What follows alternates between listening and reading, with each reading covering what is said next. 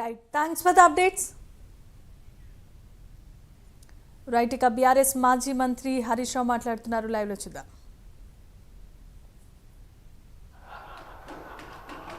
Sir అధ్యక్ష BRS పాలనలో తెలంగాణ పల్లెలు అద్భుతంగా కేసీఆర్ గారి నాయకత్వంలో తీర్చిదిద్దబడ్డాయి. పల్లె ప్రగతి పట్టణ ప్రగతి అనే కార్యక్రమం పెట్టి ప్రతి నెల పల్లె ప్రగతి కింద గ్రామాలకు 275 కోట్లు ఇచ్చాం. పట్టణ ప్రగతి కింద 150 కోట్ల రూపాయలు ఇచ్చాం. కానీ కాంగ్రెస్ ప్రభుత్వం వచ్చిన తర్వాత ఈ ఏడాది కాలంలో పల్లె ప్రగతి పట్టణ ప్రగతి కింద ఒక్క రూపాయి కూడా గ్రామ పంచాయతీలకు ఇవ్వకుండా పోవడం వల్ల ఈ రోజు ఈ సమస్య వచ్చింది. అధ్యక్ష ఇది నేను చెప్తున్నది కాదు, కేంద్ర ప్రభుత్వం చెప్పింది. దేశంలో ఉత్తమ గ్రామ పంచాయతీల అవార్డులు ప్రకటిస్తే టాప్ 20 అవార్డ్స్ లో 19 అవార్డులు తెలంగాణ రాష్ట్రానికి వచ్చాయి. 20లో 19 తెలంగాణకు తెచ్చిన ఘనత కేసీఆర్ గారిది, బీఆర్ఎస్ ప్రభుత్వాన్ని. సో ఆ రకంగా పల్లెలు చేశాం. ప్రతి గ్రామ పంచాయతీకి ట్రాక్టరు, ట్యాంకరు, ట్రాలీ, నర్సరీ, వైకుంఠధామము, డంప్ యార్డు పెట్టి తెలంగాణ పల్లెలు దేశానికి ఆదర్శంగా నిలిపిన ఘనత కేసీఆర్ది, బీఆర్ఎస్ పార్టీ.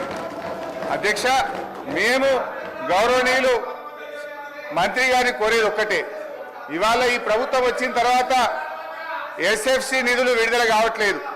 ఈజీఎస్ నిధులు కేంద్ర ప్రభుత్వం ఇచ్చినా డైవర్ట్ చేసినారు.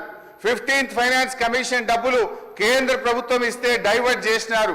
జీపీ జనరల్ ఫండ్ కూడా వాళ్ళ డబ్బులు వాళ్ళు ఖర్చు పెట్టుకోవడానికి కూడా ఫైనాన్స్ నుంచి క్లియరెన్స్ ఇయ్యక చెక్కులు పాసుగాక ఇవాళ సర్పంచులు ఆత్మహత్య చేసుకునేటువంటి పరిస్థితి వచ్చింది. అప్పులు చేసి బంగారం కుదబెట్టి పనిచేస్తే ఈ బిల్లులు ఇయ్యారు. అధ్యక్ష ఒక్క నవంబర్ నెలలో బడా కాంట్రాక్టర్లకు 1200 కోట్లకు పైగా బిల్లులు ఇచ్చారు. ఒక్క నెలలో 1200 కోట్లు బడా కాంట్రాక్టర్లకు ఇస్తారు. ఈ చిన్న కాంట్రాక్టర్లు 5 లక్షలు 10 లక్షలు చేసిన సర్పంచులు, ఎంపీటీసీలు, జెడ్పీటీసీల మీద ఎందుకు పగబట్టి కక్షతో వాళ్ళని ఇబ్బంది పెడుతున్నారని చెప్పి నేను ఈ రోజు ప్రభుత్వాన్ని అడుగుతున్నా. అధ్యక్ష ఈ రోజు పరిస్థితి ఏమైంది? గ్రామ పంచాయతీలకు రెగ్యులర్ గా ఇవ్వాల్సిన నిధులు ఇవ్వకపోవడం వల్ల చివరికి ఏం దాకా వచ్చిందంటే అమెరికా దేశం తెలంగాణకు పోతే చికెన్ గున్యా వ్యాధులు వస్తున్నాయి, జాగ్రత్త అని అమెరికా దేశం ఆ దేశ పౌరులను హెచ్చరించే పరిస్థితి ఏర్పడ్డదంటే పల్లెల్ని ఏ రకంగా మీరు నిర్లక్ష్యం చేశారో అర్థమవుతా ఉంది. ఇప్పటికైనా ఇది ఇప్పుడు అమెరికా తెలంగాణ పోతే చికెన్ గున్యా వస్తుందని ఆ దేశ పౌరులను హెచ్చరించిందంటే ఇది మన రాష్ట్రానికి అవమానం, ఈ దేశానికి కూడా అవమానం. మీ పాలన ఆ రకంగా ఉన్నది. సో దయచేసి మేము కోరేది ఒక్కటే అధ్యక్ష, వీళ్ళు బిల్లులే కాదు అధ్యక్ష, ఎంపీటీసీలు, సర్పంచులు, జెడ్పీటీసీలు దిగిపోయి 9 నెలలైంది, ఇంకా వాళ్ళ జీతాలు కూడా పెండింగ్లు ఉన్నాయి. 1వ తారీఖు జీతం ఇస్తామని చెప్తారు. జెడ్పీ చైర్మన్లకు, జెడ్పీటీసీలకు, ఎంపీటీసీలకు దిగిపోయి 9 నెలలైనా 3 నెలల జీతాలు పెండింగ్ ఉన్నాయి. అధ్యక్ష ఆ జీతాలు ఇయరైతే పనిచేసిన దానికి బిల్లులు ఇయరైతే వాళ్ళు మిత్తిలు కట్టలేక, అప్పులు కట్టలేక ఇవాళ చాలా బాధల్లో ఉన్నారు. నేను సూటిగా మంత్రి గారిని అడిగేది ఒక్కటే, దయచేసి త్వరలో ఇస్తాము, తొందరలో ఇస్తాం కాదు అధ్యక్ష, స్పష్టమైన డేట్ చెప్పి గ్రామ పంచాయతీ ఎన్నికలు మీరు పెట్టబోతున్నారు, ఆ లోపు వాళ్ళ బిల్లులన్నీ కూడా క్లియర్ చేయాలని చెప్తా ఉన్నాం. మీ దాంట్లో ఏం చెప్పింది అధ్యక్ష? ఈరోజు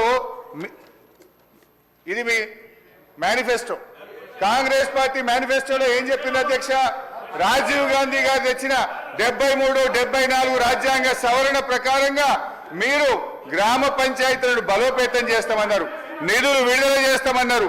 కానీ మీరు అదేది కూడా చేయకుండా ఇవాళ మోసం చేస్తున్నారు. మాజీ సర్పంచ్లకు, మాజీ ఎంపీటీసీలకు పింఛన్లు ఇస్తామన్నారు. పింఛన్ మాట దేవుడు కానీ వచ్చే జీతం కూడా ఇస్తలేదు అధ్యక్ష. గా పింఛన్ కూడా ఎప్పటి నుంచి ఇస్తారో, జీతాలు ఎప్పటిలో క్లియర్ చేస్తారో, బిల్లులు ఎప్పటిలో క్లియర్ చేస్తారో స్పష్టంగా చెప్పాలని మీ ద్వారా అడుగుతా ఉన్నా. గౌరవ సభ్యులు కొత్త ప్రభాకర్ రెడ్డి గారు గౌరవ సభ్యులు పల్ల రాజేశ్వర రెడ్డి గారు. అధ్యక్ష పంచాయతీరాజ్ బలోపేతం చేసింది కాంగ్రెస్.